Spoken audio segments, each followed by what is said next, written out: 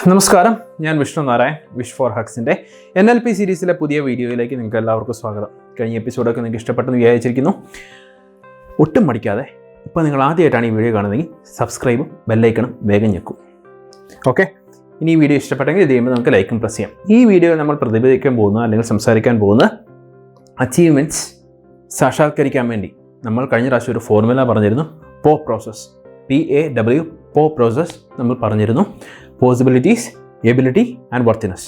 അതെന്താണെന്നാണ് നമ്മൾ ഡീറ്റെയിൽ ആയിട്ട് സംസാരിക്കാൻ പോകുന്നത്. പോയുടെ പി എന്ന് പറഞ്ഞാൽ പോസിബിലിറ്റി. പോസിബിലിറ്റി എന്ന് പറഞ്ഞാൽ യാതൊരു കാരണവശാലും പോസിബിലിറ്റി അഥവാ സാധ്യതയെ കഴിവുമായി തെറ്റിക്കരുത്. സാധ്യതയും കഴിവും രണ്ടാണ്. രണ്ടും കൂടെ ഒരിക്കലും നമ്മൾ കമ്പയർ ചെയ്യുക പോലെ ചെയ്യേണ്ട. എക്സാമ്പിളായിട്ട് നമ്മൾ പറയുകയാണെങ്കിൽ നമുക്ക് നമ്മളുടെ ലിമിറ്റ്സ് അറിയില്ല. ഉദാഹരണത്തിന് എവറസ്റ്റ് കീഴടക്കിയവർ, ചന്ദ്രനിൽ പോയവർ, ഇവരൊക്കെ സ്വന്തം കഴിവുകൾ ലിമിറ്റ് ചെയ്തിരുന്നെങ്കിൽ അവരൊരിക്കലും അത് സാധിക്കില്ലായിരുന്നു. അവർക്ക് ആർക്കും ആദ്യം പ്രതീക്ഷ ഉണ്ടായിരുന്നില്ല. ആദ്യമായി മാരത്തോൺ ഓടാനിരിക്കുന്നവർ, മാരത്തോൺ ഓടുന്നവർ അവരുടെ പോസിബിലിറ്റീസ് അവർ വിശ്വസിക്കുകയാണ്. അവരുടെ കഴിവിനെല്ലാം അവരെ ചോദ്യം ചെയ്യുന്നു. പോസിബിലിറ്റീസ് ഉണ്ടെന്ന് ആദ്യം ചെയ്യുക. ആദ്യം തന്നെ പറ്റില്ല, അല്ലെങ്കിൽ എന്നെക്കൊണ്ട് ഇത് പറ്റില്ല, ഇത് അപ്രാപ്യമാണോ എന്നൊന്നും ചാടിക്കേറി തീരുമാനിക്കരുത്. സമയമെടുത്ത് മാത്രം തീരുമാനിക്കുക. അതാണ് പോസിബിലിറ്റിയെക്കുറിച്ച് പറഞ്ഞു കഴിഞ്ഞാൽ. എബിലിറ്റിയെക്കുറിച്ച് പറയുമ്പോൾ ആദ്യം തന്നെ ഒരു വിശ്വാസം നിങ്ങൾ മനസ്സിൽ ഉറപ്പിക്കുക. ഒരു വിശ്വാസമായിട്ട് തന്നെ, ബിലീഫായിട്ട് തന്നെ മനസ്സിൽ ഉറപ്പിക്കുക. നമുക്ക് കേപ്പബിൾ ആയതിൻ്റെ ലിമിറ്റ് എത്തിയിട്ടില്ല. അങ്ങനെ തന്നെ അങ്ങ് ഉറപ്പിച്ചേക്കുക. കേപ്പബിലിറ്റിയുടെ ലിമിറ്റ് എത്തിയിട്ടില്ല എന്ന് വെച്ച് കഴിഞ്ഞാൽ നമുക്ക് വീണ്ടും എബിലിറ്റി ഉണ്ടാകും എന്നാണ് അതിനർത്ഥം. ഒരു തുറന്ന മനസ്സാക്കി വെച്ചേക്കുക. അപ്പോൾ നമുക്ക് എന്തും അക്സെപ്റ്റ് ചെയ്യാനുള്ളൊരു കപ്പാസിറ്റി ഉണ്ടാവും. നമ്മൾ ഒരിക്കലും ഓരോരുത്തരോടും വിളിച്ചു പോയിക്കൊണ്ട് നടക്കരുത്, അനൗൺസ് ചെയ്തുകൊണ്ട് നടക്കരുത്. നമ്മൾ ഇത് ചെയ്യാൻ പറ്റില്ല, എന്നെക്കൊണ്ട് ഇത് പറ്റില്ല എന്ന് നമ്മൾ പറഞ്ഞുകൊണ്ട് നടക്കാൻ പാടില്ല. എന്ന് വെച്ച് അപ്രാപ്യമായൊരു കാര്യം നിങ്ങളോട് നാളെ ഇന്ത്യൻ ഓഷൻ നീന്തി കിടക്കാൻ പറഞ്ഞു കഴിഞ്ഞാൽ അവിടെ നമുക്ക് പറ്റില്ല എന്ന് പറയാം. നമ്മുടെ മോഡസ്റ്റി, അതായത് നമ്മുടെ ആ ഒരു എളിമയോ നമ്മുടെ ആ ഒരു വിനയവും ഇതും തമ്മിൽ കൂട്ടിക്കുഴയ്ക്കണ്ട.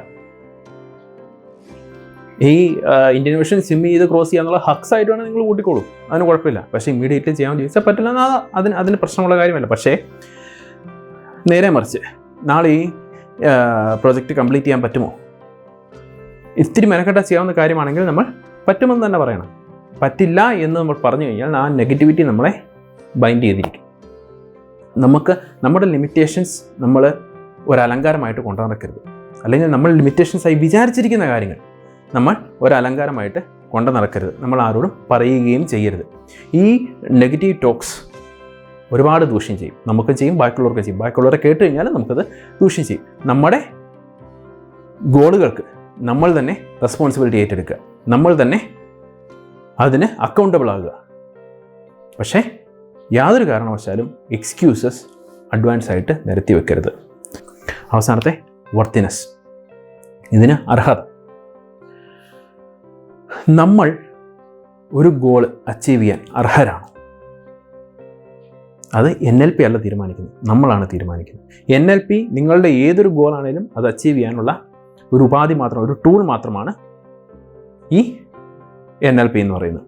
നമ്മൾ ഈ എക്കോളജിക്കലി റൈറ്റ് ആണോ, നമ്മുടേത് ബാക്കിയുള്ളവർക്ക് ഹർട്ട് ചെയ്യുന്നുണ്ടോ, നമ്മുടെ ഗോളുകൾ നല്ല ഗോളുകളാണോ, മോറലി റൈറ്റ് ആണോ, ഇതെല്ലാം നമ്മൾ തന്നെയാണ് തീരുമാനിക്കുന്നത്. ഈ NLP ഒരു പ്രോസസ്സ് മാത്രം. അതുകൊണ്ട് എല്ലാ ഗോളുകൾക്കും നമ്മൾ സ്വയം ചോദിക്കുക, ഈ ഗോൾ പോസിബിൾ ആണോ? ആത്മാർത്ഥമായിട്ട് ചോദിക്കുക, ഒരു വിശകലനം നടത്തുക.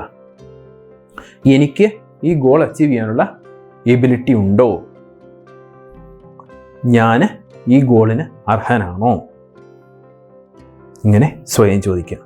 അപ്പോൾ ഇതാണ് PAW പ്രോസസ്സിൻ്റെ ഒരു രത്നച്ചുരുക്കം. നമുക്ക് ഓരോ അച്ചീവ്മെൻറ്റിനും ഈ അനാലിസിസ് നമ്മൾ നടത്തേണ്ടിയിരിക്കുന്നു. അപ്പോൾ മറ്റൊരു നോളജ് നഗറ്റുമായിട്ട് നെക്സ്റ്റ് വീഡിയോയിൽ കാണാം.